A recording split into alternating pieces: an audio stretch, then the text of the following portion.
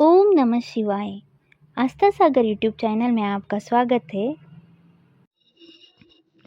शतरुद्र संहिता का अध्याय 13वां। इस अध्याय में विश्वानार को वरदान किस प्रकार दिया गया, इस बात का वर्णन किया गया है। तो आइए चले सुनते हैं अगली कथा। नंदीश्वर बोले, हे ब्रह्मपुत्र, अब आप शशिमौली भगवान शिव के उस उत्तम चरित्र को सुनिए जिसमें उन्होंने विश्वानर के घर अवतार लिया था।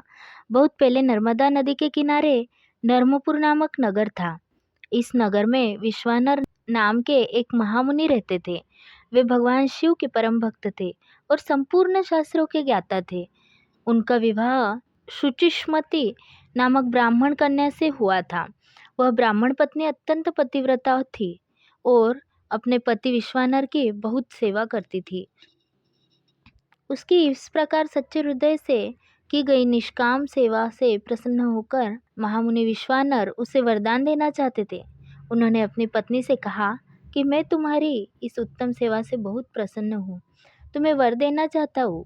तुम्हारी जो कामना हो उसके बारे में मुझे बताओ। अपने पति के इन वचनों को सुनकर ब्राह्मण पत्नी ने कहा, यदि आप मुझ पर प्रसन्न हैं तो कृपा कर मुझे महादेव जी के समान पुत्र प्रदान करें। अपनी पत्नी के इस वर को सुनकर विश्वानर सोच में डूब गए कि मेरी पत्नी ने मुझसे बड़ा ही दुर्लभ वर मांगा है। यह वर तो त्रिलोकीनाथ भगवान शिव की कृपा से ही पूर्ण हो सकता है। तब उन्होंने अपनी पत्नी से कहा कि देवी, तुम्हारा यह वर तो भगवान शिव की कृपा से ही पूर्ण हो सकता है। इसलिए मैं भगवान शिव को प्रसन्न करने हेतु उनकी तपस्या करने के लिए जाता हूँ।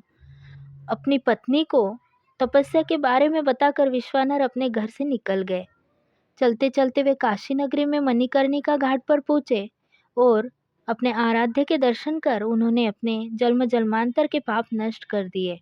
तत्पश्चात विश्वेश्वर लिंग के दर्शन कर उन्हें सभी तीर्थ स्थानों में पिंडदान किया और ब्राह्मणों व ऋषि मुनियों को भोजन खिलाया।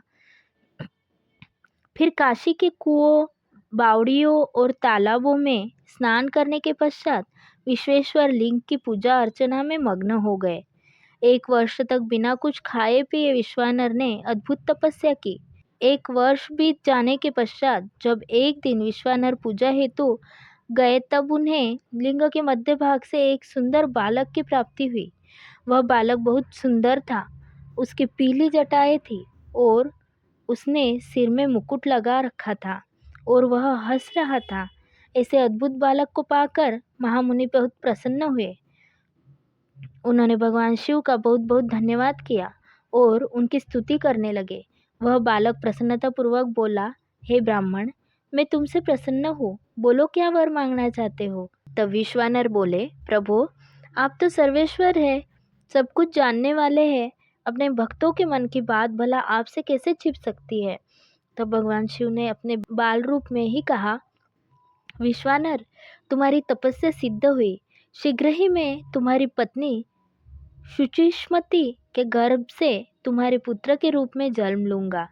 तब मेरा नाम गृहपति होगा। यह वरदान देकर भगवान शिव का वह बाल रूप अंतर्धान हो गया और विश्वानर प्रसन्नतापूर्वक शिवलिंग को नमस्कार करके अपने घर चले गए। यहाँ हमारा 13वां अध्याय समाप्त होता है। अगली कथा हम अगले अध्याय में सुनेंगे। तब तक के लिए ओम नमः शिवाय।